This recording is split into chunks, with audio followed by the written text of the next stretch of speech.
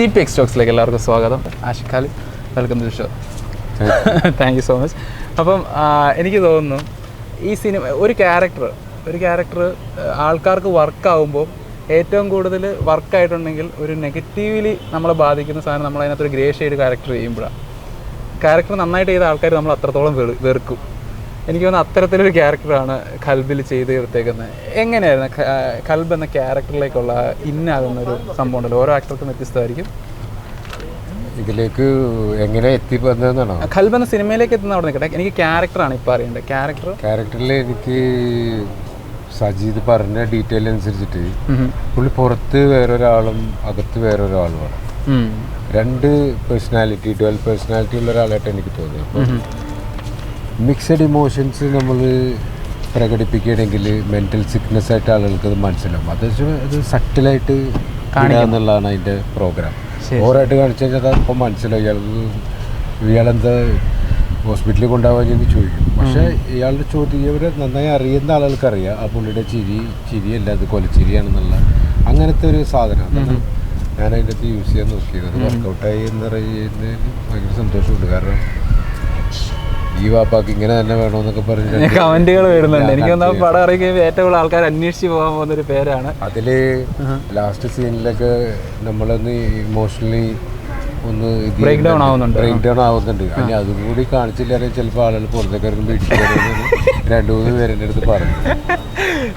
അത് സജീദിനോട് ഞാൻ അതിൻ്റെ അകത്തൊരു നന്ദി പറയുന്നു. കാരണം അങ്ങനെ ഒരു ക്യാരക്ടർ ആർക്കുണ്ടല്ലോ, ഇങ്ങനത്തെ ഒരാൾ നന്നാവുന്നു അല്ലെങ്കിൽ തിരിയണ ഒരു മനസ്സ് ഉണ്ടാവുന്ന സമയം അത് കാണിച്ചിട്ടുണ്ട്. അത് എനിക്ക് ഭയങ്കര നന്ദിയുണ്ട് അങ്ങനത്തെ ഒരു സാധനത്തിൽ. അല്ലെങ്കിൽ ഒന്നും കൂടി ഗ്രേ ആയത്.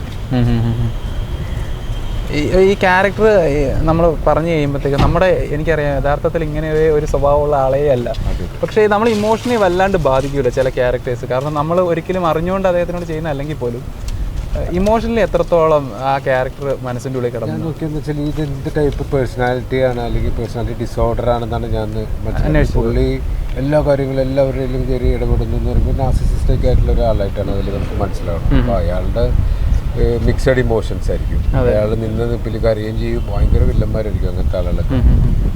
അപ്പം നമ്മൾ ആ കരച്ചിലിൻ്റെ സാധനത്തിലേക്കൊന്നും ഞാൻ പിടിച്ചില്ല. ഞാൻ ഇപ്പുറത്തെ സൈഡിൽ അവർ നമ്മൾ സാധാരണ പോലീസ് സ്റ്റേഷനിലൊക്കെ ചെയ്യുമെന്ന് പറഞ്ഞ കേട്ടിട്ടുള്ള സാധനങ്ങളുണ്ടല്ലോ, ടെറർ കൊടുക്കുക എന്നുള്ളത്. അപ്പോൾ അതുപോലത്തെ ഒരു പ്രോഗ്രാമാണ് ഞാൻ അതിൽ അത് സജീദിന് ഇഷ്ടമായി ചെയ്തത്. കാരണം നമുക്കിത് ഈ ക്യാരക്ടർ ഇങ്ങനത്തെ തന്നെയാണോ എന്ന് അറിയണമെങ്കിൽ അത് ഇവരുടെ മീറ്റർ ഇത് തന്നെയാണോ സജീദ് ഉദ്ദേശിക്കണതെന്ന് നമുക്കറിയണം.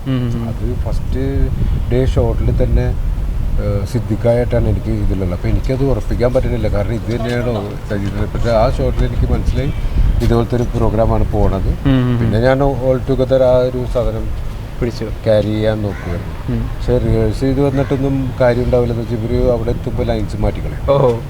അപ്പോൾ പിന്നീട് ഞാൻ ബ്ലാങ്ക് പേപ്പറായിട്ടാണ് വൈറ്റ് പേപ്പറായിട്ടാണ് വരുന്നത്. അവിടെ വന്നിട്ട് ഞാൻ അങ്ങനെ പിന്നെ ഇതിൽ എൻ്റെ പെർഫോമൻസിൽ ഉപരി എൻ്റെ കൂടെ ഉണ്ടായിരുന്ന ആളുകളുടെ പെർഫോമൻസാണ്, അവരുടെ റിയാക്ഷനാണ് എൻ്റെ ഇതിന് ഭയങ്കരമായിട്ട് ചെയ്യണം. അതിപ്പോൾ സിദ്ദിഖാണെങ്കിലും രഞ്ജിത്താണെങ്കിലും നേഹയാണെങ്കിലും ലെനയാണെങ്കിലും അദ്ദേഹത്താണ് ഗ്രേറ്റ് ജോബ് മാൻ. അതുകൊണ്ടാണ് എനിക്ക് അത്രയും ഒരു വിസിബിലിറ്റി കിട്ടിയത് ഇതിൽ കിട്ടുന്നത്. കല്യാണം കൂടെ ഇപ്പോൾ ഇത് പറഞ്ഞിട്ട് പടത്തിന് ആളുകൾ കുറവാണ്, കയറിയ ആളുകളെല്ലാം നല്ല അഭിപ്രായം പറയുന്നുണ്ട്. അപ്പോൾ അതിൻ്റെ ഇടയിൽ കൂടെ നമ്മളൊന്ന് പ്രൊമോട്ട് ചെയ്യട്ടെ. അതായത് പടം ഒന്ന് ഏറ്റവും പെട്ടെന്ന് ഇന്ന് നാളെ മറ്റന്നാളൊക്കെ ആയിട്ടൊന്ന് കണ്ടില്ലെങ്കിൽ ഇത് തിയേറ്ററിൽ നിന്നൊക്കെ പോകണ അങ്ങനത്തെ സാധനങ്ങളുണ്ട്. 2-3 ദിവസത്തേക്കൊരു സപ്പോർട്ട് വേണം ഉറപ്പായിട്ടും കേട്ടോ. എല്ലാവരും തിയേറ്ററിൽ പോയി തന്നെ കാണുക. പിന്നെ എനിക്കിത് ഉറപ്പാണ് നല്ല ഇഷ്ടപ്പെടും. എന്താ വെച്ചാൽ 20 പാട്ടുകൾ ഇതിൻ്റെ ഉള്ളിലൂടെ പോകുന്നുണ്ട്. ഈ 20 പാട്ടുകളും ഇമോഷൻസാണ് നമുക്ക് പമ്പ് ചെയ്യണത്. അതൊരു ഡയലോഗിൽ വരുന്ന പോലത്തെ ഒരു ഇമോഷൻസ് അല്ല. ബാക്ക്ഗ്രൗണ്ട് സ്കോറിലാണെങ്കിലും ഭയങ്കരമായിട്ട് വർക്കൗട്ടായിട്ടുണ്ട്. അത് ഞാൻ നിന്ന മൂവി അതിൻ്റെ പേരിൽ പറയണല്ല, യു ക്യാൻ വാച്ച് ഇറ്റ്. കാരണം കണ്ട ആളുകളെല്ലാം നല്ല അഭിപ്രായം പറയില്ല, നമുക്കൊക്കെ നല്ല അപ്രീസിയേഷനൊക്കെ തരുന്നുണ്ട്. അപ്പോൾ അത്രേ ഉള്ളൂ ഇതിനെപ്പറ്റി. പിന്നീടുള്ളത് ക്യാരക്ടറിനെ പറ്റി തന്നെ ഞാൻ പിന്നെയും വരികയാണ്. അതായത് ഇതിനകത്ത് ചില സൗണ്ട് മോഡുലേഷൻസ് ഉണ്ട്. അതൊരു ആർട്ടിസ്റ്റ് കൊടുക്കുന്നതാണല്ലോ ശരിക്കും. ഇപ്പോൾ സൗദ എന്നുള്ള വിളിയാണല്ലോ എനിക്ക് തോന്നുന്നു ഇനി അടുത്ത് ട്രെൻഡാകാൻ പോകുന്ന വിളിക്കുക സൗദ. ആ മീറ്റർ ഭയങ്കര രസമായിരുന്നു. അത് നമ്മൾ ഇയാൾക്ക് നല്ല ദേഷ്യം വന്നിരിക്കുകയാണെന്ന് ഇയാൾക്ക് തന്നെ അറിയാം. പക്ഷെ അയാളത് ഹൈഡ് ചെയ്യാൻ ശ്രമിക്കുന്നതിൻ്റെ ഇടയിൽ വരുന്ന ഒരു പാളിച്ചായിട്ടാണ് അത് നമ്മളത് ഇടാൻ നോക്കിയത്. അത് സജീദിന് ഇഷ്ടപ്പെട്ട്. ഇതെല്ലാം സജീദിൻ്റെ ഇമേജസ് ആണ്. ഞാൻ എന്താ ചെയ്യാൻ പറ്റുന്നതെന്നുള്ളതല്ല, ഇത് തന്നെയാണ് നമ്മൾ ഡിസ്കസ് ചെയ്തിട്ട് ചെയ്യുന്നു. അത് സജീദാണത് കറക്റ്റായിട്ട് എഡിറ്റ് ചെയ്ത് അത് ഒരുക്കിയിരിക്കുന്നത്. Credit goes to Sajeed. ഇത് വിശ്വസിച്ച് ഇങ്ങനത്തെ ഒരു ക്യാരക്ടർ, ഇങ്ങനത്തെ ഒരു മൂവി വിശ്വസിച്ച് വിജയ് ബാബുവിനും goes credit of this movie. Thank you. Okay, എനിക്ക് രണ്ടാമത് ചോദിക്കാനുള്ള ഒരു സംഭവം എന്ന് വെച്ചിട്ടുണ്ടെങ്കിൽ, ഈ സിനിമ ഇത്രത്തോളം ദിവസങ്ങൾ നീങ്ങുന്ന ഒരു സിനിമയാണല്ലോ. അത്യാവശ്യം എല്ലാ ന്യൂ കമേഴ്സ് ആയിട്ടുള്ള ആക്ട് ഇതിനു മുമ്പ് പറയുകയുണ്ടായി, നമുക്ക് അവരുടെ റെസ്പോൺസ് റിഫ്ലക്സ് എന്നാണ് നമ്മുടെ ഒരു ആക്ടിങ് വെളിയിൽ വരുന്നതെന്ന് പറഞ്ഞിട്ടുണ്ടായിരുന്നു.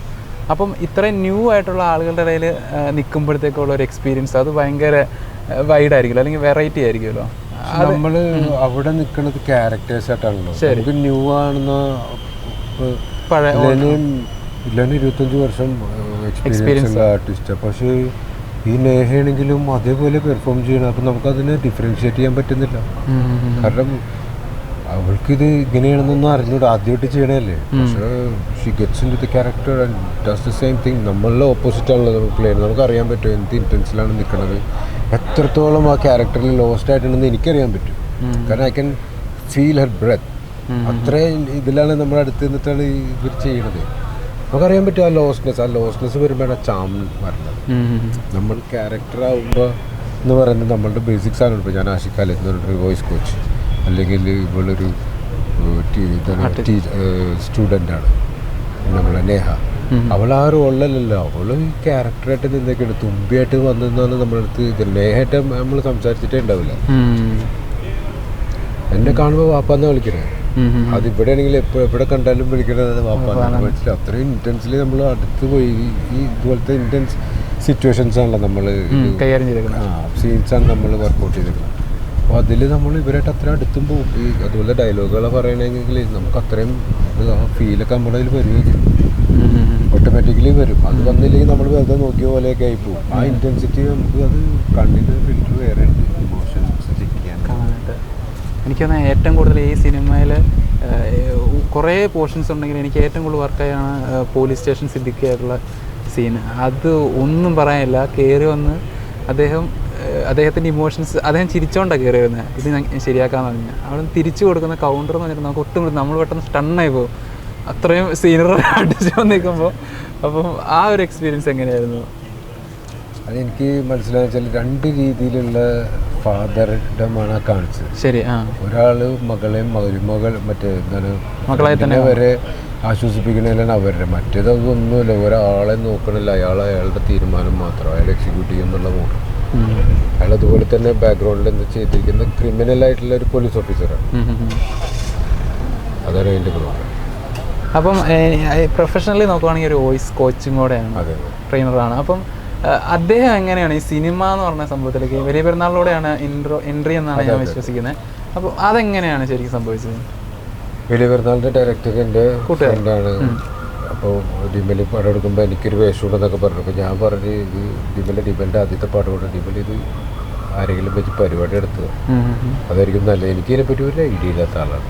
അങ്ങനെയാണ് ഡിമൽ എൻ്റെ അടുത്ത് പറഞ്ഞില്ല ഒരു ട്രെയിനിങ് ഉണ്ട്. ഓക്കെ, ട്രെയിനിങ് ഒക്കെ ഉണ്ടെങ്കിൽ നമുക്ക് നോക്കാമെന്നൊക്കെ പറഞ്ഞു. ഞാൻ പറഞ്ഞു ആ ട്രെയിനിങ് കഴിഞ്ഞിട്ട് എനിക്ക് കോൺഫിഡൻസ് ഉണ്ടെങ്കിൽ ഞാൻ നിൽക്കുള്ളൂ, അല്ലെങ്കിൽ അടുത്ത ആളെ പിടിക്കും. അങ്ങനെ ട്രെയിനിങ് കഴിഞ്ഞപ്പോൾ നമുക്ക് ഓക്കെ ചെയ്ത രസമായിരിക്കും എന്ന് പറഞ്ഞു. അങ്ങനെയാണ് അത് ചെയ്തത്. പിന്നെ ഞാനങ്ങനെ ഒരു ഫുൾ ടൈം മൂവി ഗോവറായിട്ടെന്നുള്ള അങ്ങനത്തെ പ്രോഗ്രാമിലല്ല. എനിക്ക് എൻ്റെതായിട്ടുള്ള കുറേ ഇൻട്രസ്റ്റുകളും കാര്യങ്ങളും ഒക്കെ ഉണ്ട്. അപ്പം നല്ലതെന്ന് പറഞ്ഞാൽ എനിക്കൊരു ഇത്തിരി ഇതായിട്ടുള്ള റെമ്യൂണറേഷനും പിന്നെ അത്രയും ഇമ്പോർട്ടൻ്റ് ആയിട്ടൊരു ക്യാരക്ടർ ഒക്കെ ആണെങ്കിൽ ഞാൻ ചെയ്യും. ഇപ്പോൾ ചെറിയ പരിപാടി അത് നമ്മൾ ചെയ്യേണ്ടതുണ്ടെങ്കിൽ അത് ചെയ്താൽ മതി. ചില കാര്യങ്ങൾ നമ്മൾ ചെയ്താൽ നന്നായിരിക്കും നമുക്ക് തന്നെ തോന്നും, അത് ചെയ്യാം. അതിന് ഇഷ്ടപ്പെട്ടാലേ ചെയ്യാൻ പറ്റുള്ളൂ, അല്ലെങ്കിൽ അത് ഭയങ്കര ബോറായിരിക്കും. മറ്റേത് അറിയില്ല നമ്മൾ പോയി വരുന്നത്. ഇത് ചെയ്യുമ്പോൾ എൻ്റെ അടുത്ത് സാജിദും പറഞ്ഞിരുന്നു ഇത് നല്ല സ്ട്രൈക്കിങ് ആവുകയാണ്. രണ്ട് റിസൾട്ട് വന്നിട്ടുണ്ട്, ഭയങ്കര സന്തോഷമുണ്ട്. കാരണം ഇത് ഭയങ്കര ലക്കാണ്. ഒരു ആക്ടറെ സംബന്ധിച്ചോളം നല്ലൊരു വേഷം, നല്ലൊരു ടൈമിങ്, അത് പെർഫോം ചെയ്ത് അത് നന്നായി, അതൊരു വല്ലാത്തൊരു ലക്കാണ്. ആ ലക്ക് ഇന്ന് എനിക്കുണ്ടായിരുന്നു. ഈ പറഞ്ഞ വെള്ളിയാഴ്ച ആളുകൾ ദിവസം മാറ്റും എന്ന് പറയുന്ന പോലെ ചിലപ്പോൾ ഇത് മാറ്റും, ചിലപ്പോൾ മാറ്റില്ല. എന്നാലും ഞാൻ ചെറിയ ഇതിൽ നല്ല വേഷങ്ങളൊക്കെ ആണെങ്കിൽ ഞാൻ ചെയ്യുക. അല്ലാതെ എനിക്ക് അതിൻ്റെ അകത്ത് ഒരു ഡെയിലി ഈ ഒരു പരിപാടി ഭയങ്കര ഹെക്റ്റിക്കാണ്. നല്ല വേഷമാണെങ്കിൽ ഞാൻ ചെയ്യും. എനിക്ക് 2-3 പേരൊക്കെ വിളിക്കാൻ ചെയ്ത് തുടങ്ങിയിട്ടുണ്ട്. ശരി. അപ്പോൾ ഈ വോയിസ് എനിക്കൊന്ന് വോയിസ് കോച്ച് ആയതുകൊണ്ട് തന്നെയാണെന്ന് തോന്നുന്നു ഞാൻ ആദ്യം പറഞ്ഞ സംഭവം. ഞാൻ വോയിസിൽ എനിക്ക് ഇച്ചിരി ഭയങ്കര ഇൻട്രസ്റ്റ് ഉള്ളതുകൊണ്ടാണ് ഞാനത് വോയിസ് കോച്ചായി മാറിയത്. ശരി. എൻ്റെ ഗുരു ഉണ്ടായിരുന്നു, ഇംഗ്ലീഷ് മന്ത്ര എന്ന് പറഞ്ഞിട്ട് കോഴ്സ് നടത്തുന്ന ശങ്കരമേനോൻ, പഴയ ശങ്കരമേനോൻ ആൻഡ് കൃഷ്ണൻ എന്ന് പറഞ്ഞിട്ട് അക്കാഡമി ഉണ്ടായി. അവിടുത്തെ പുള്ളിയായിരുന്നു. പുള്ളിയുടെ ഞങ്ങളൊരു ചെറിയ പ്രൊനൗൺസിയേഷൻ്റെ ക്ലാസ്സൊക്കെ നമ്മൾ CD ഓൺലൈൻ മോഡിലേക്ക് കൊണ്ടുവരണമെങ്കിൽ പുള്ളി മരണപ്പെട്ടു. പിന്നെ ഇതിപ്പോൾ ഞാനാണ് അത് ചെയ്ത് തീർക്കാനായിട്ട് നിൽക്കുന്നത്. അപ്പോൾ എനിക്ക് ഭയങ്കര ഇഷ്ടമുള്ളൊരു പരിപാടിയാണ് വോയിസ്. അപ്പോൾ അതിലുള്ള മോഡുലേഷനിലെ ആളുകളെ എന്തോരം നമുക്ക് ഇത് ചെയ്യാൻ പറ്റുമെന്ന് നമുക്ക് ചെറിയ ധാരണയുണ്ട്. അപ്പോൾ അതാണ് നമ്മൾ അതിൻ്റെ രസമായിട്ട് വന്നിട്ടുണ്ടെന്ന് തോന്നുന്നുണ്ട്. അത് ഭയങ്കര രസമാണ്. എനിക്ക് ആ സൗദാവളി ഒന്നും കൂടെ പറ്റുവാണെങ്കിൽ ഒന്ന് ചെയ്യാമോ? അത് 2-3 പ്രാവശ്യം 4 പ്രാവശ്യം അതിൻ്റെ പ്രോഗ്രഷൻ ഉണ്ടായിരുന്നു. സൗദ അങ്ങനെ ഒരു 4 ഇതിലാണ് പോലും. പിന്നെ എണീറ്റിട്ടാണ് അത് ഷാർപ്പാവുന്നത്. അത് തിയേറ്ററിൽ കേൾക്കാൻ നമുക്ക് മനസ്സിലാവും. എനിക്ക് തോന്നുന്നു ഷമ്മിയാണ് നമ്മളതിന് മുന്നേ. അതാണ് ഞാൻ പറഞ്ഞത്, ഇമോഷൻസ് അത് നമ്മൾ ഒരൊറ്റ ഫേസിൽ ഇടാൻ ശ്രമിക്കുമ്പോഴാണ് അത് അങ്ങനത്തെ സാധനങ്ങൾ. അത് വോയിസിലാണ് നമുക്കത് കൗണ്ടർ ചെയ്യാൻ പറ്റുള്ളൂ. ചിരിച്ചിട്ട് വേറെ ഓപ്പോസിറ്റ് സാധനം നമ്മൾ ചെയ്ത ആള് കൺഫ്യൂഷൻ ആവും. ശരി, ഞാൻ പറഞ്ഞ പോയിന്റ് മനസ്സിലായി. മിക്സഡ് ഇമോഷൻസ്, അതാണ് മെന്റൽ സിക്നെസ് ഫീൽ ചെയ്യുക.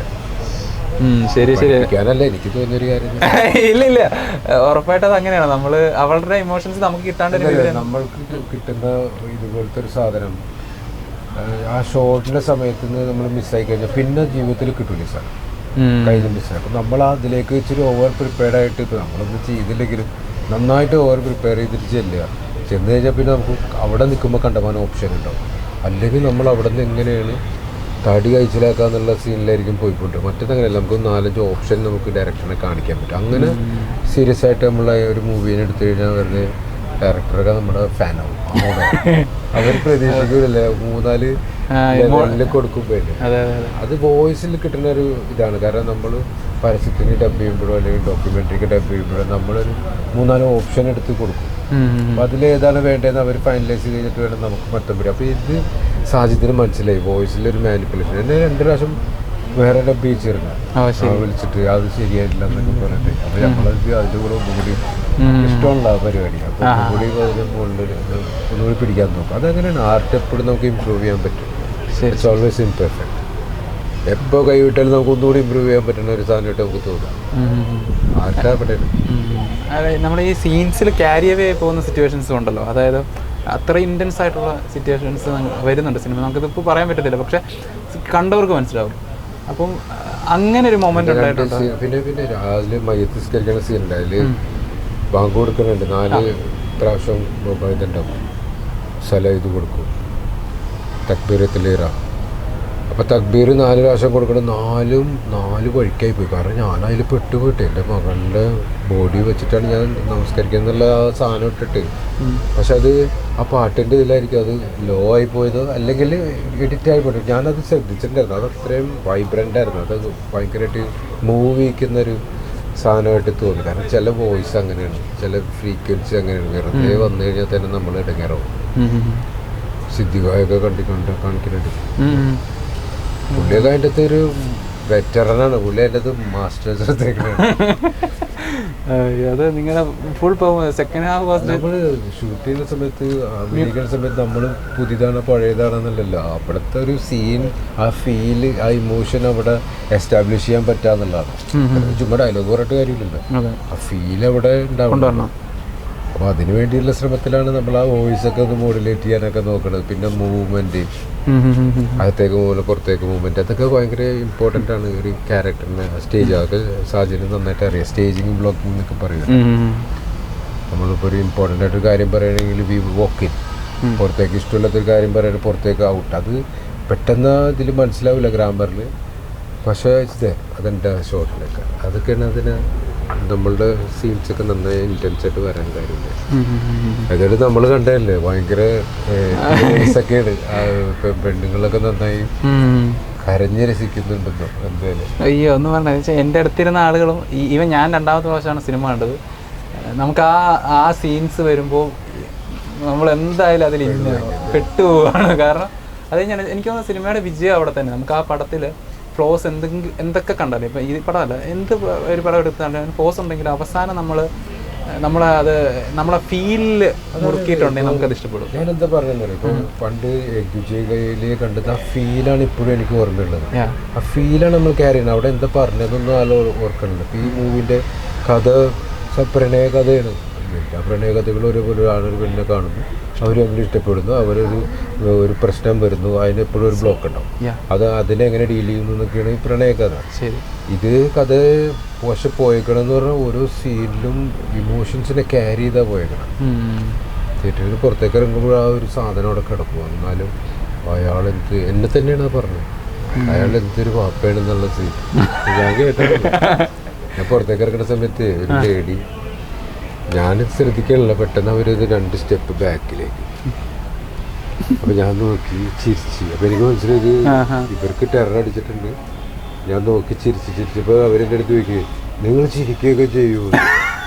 അപ്പോൾ തന്നെ നമുക്ക് മനസ്സിലായത് ഞാൻ വെറുതെ പൊങ്ങി പറഞ്ഞല്ല, ചില ആളുകൾ ഓരോ ആളുകളും ഓരോ രീതിയിലാണ് റെസ്പോണ്ട് ചെയ്യുന്നത്. ഇത് നമുക്കൊരു 2-3 ദിവസത്തേക്ക് ആളുകളൊന്ന്